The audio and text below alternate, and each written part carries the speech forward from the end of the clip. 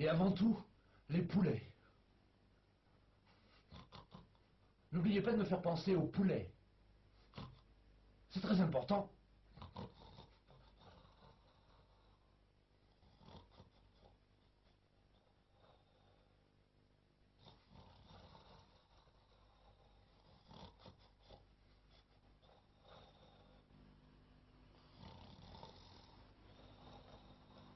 Je ne sais pas quelle objection vous pouvez avoir à ce que Pilate, à 3 heures de relevé, ce qui, pour les anciens, était la 9e heure, se trouva profondément endormi.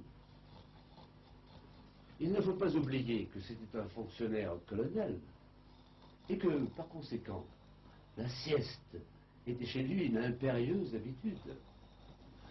Obligé, par métier, de faire des tournées d'inspection dans des régions malsaines, comme la plaine de Jaffa ou la région du Jourdain, l'étonnant serait qu'il n'eût pas souffert d'un peu de paludisme. Et d'autre part, il venait de passer une nuit terrible. Si vous aviez jamais eu la responsabilité de l'ordre à maintenir, avec une poignée de mercenaires, dans une de ces villes asiatiques, d'habitude plateuses et inertes, et tout à coup, sans que l'on sache pourquoi, la soupe se met à bouillonner, vous comprendriez ce que je veux dire. La Pâque juive, c'était quelque chose comme le Ramadan ou le Muharrem.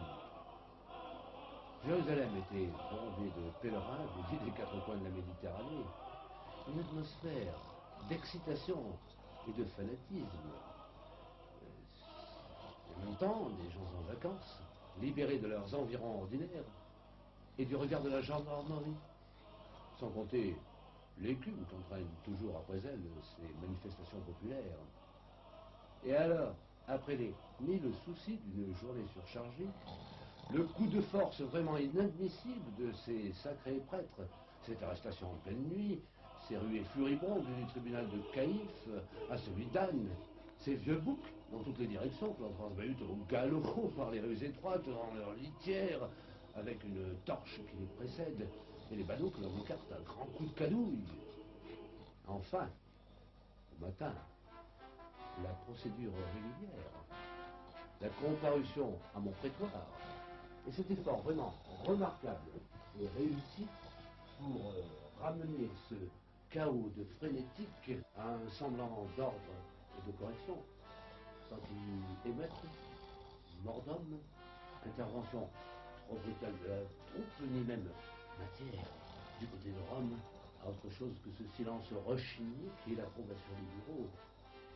Oui, ce mélange de fermeté, de condescendance et d'ingéniosité, après un tel effort et un tel résultat, la nécessité d'un peu de repos peut se comprendre.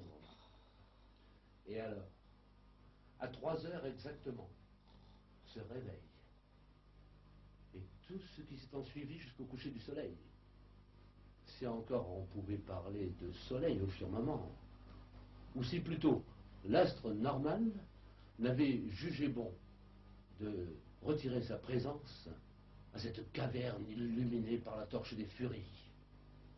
Je proteste, poussé par le sentiment de la vérité, et après un froid examen de ma conscience de fonctionnaire, que dans cette série d'événements déchaînés où je ne suis pour rien, je suis irréprochable.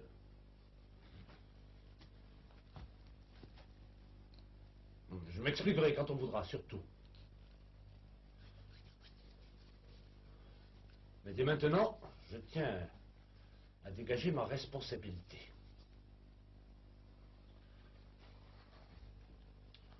Tout cela s'est passé entre youpins. C'est leur affaire. Moi, je suis un fonctionnaire de Rome. Ma tâche était de maintenir l'ordre, sans connaître à me demander autre chose, ni même à comprendre quoi que ce soit ces égorgements de synagogue. L'important, c'est de dominer ses nerfs, de refouler énergiquement dans l'oubli et le néant certains faits qui vous mèneraient bien vite à l'égarement si on y arrêtait sa pensée. Non, non. Pas de ces complaisances dangereuses. Ce qu'il faut voir, c'est le résultat. Rome se tait, Hérode s'est réconcilié avec moi. Le Sanhédrin m'a remercié par un papier officiel.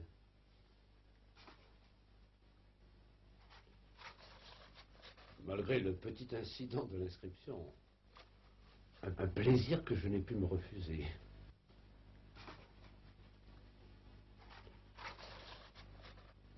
Alors que me demander de plus? Si ces sauvages ont vraiment sacrifié leur Dieu, c'est leur affaire. Moi, je m'en lave les mains. Que son sang, comme ils disent malproprement, leur tombe sur la tête. Mais Dieu à moi, ce sont ces 5 bons petits lards administratifs qui m'ont toujours rendu un bon service moyen lors de mes déplacements. Mais vous ne croyez pas tout de même que je vais tremper dans ces ignobles superstitions asiatiques? Ce qu'il y a de grave, c'est que les poulets ne veulent plus manger.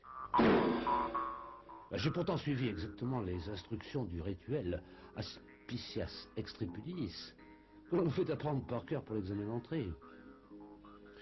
Je m'amusais de petits trucs pas très loyaux, mais recommandés par la pratique quand ces sales animaux font trop les difficiles. Rien n'y a fait.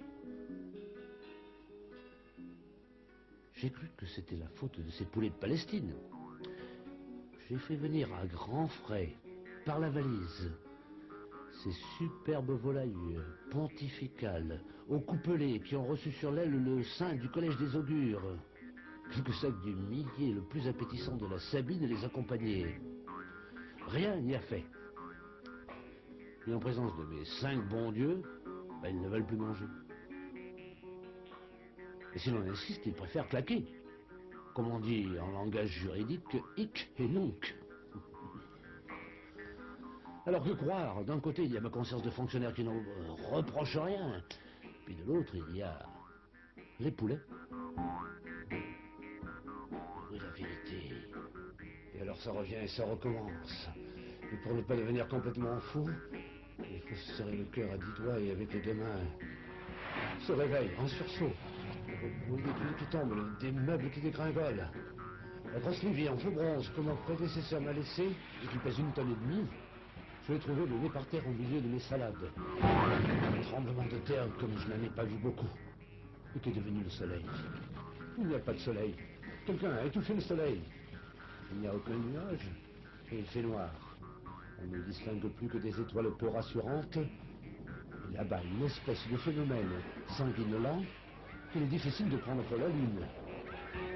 Ajoutez à cela ces femmes désespérées, en pied à toute vitesse qui déboulent par les petites rues en cascade, ces hurlements inhumains, auxquels succède tout à coup un silence non moins désagréable. Et alors, 1, 2, 3, 4, le temps de compter 10, le temps de compter 25, le battement de cette aile glacée. Le Tartare a ouvert ses portes. Le passage s'est ouvert au travers du fleuve Acherontiaque.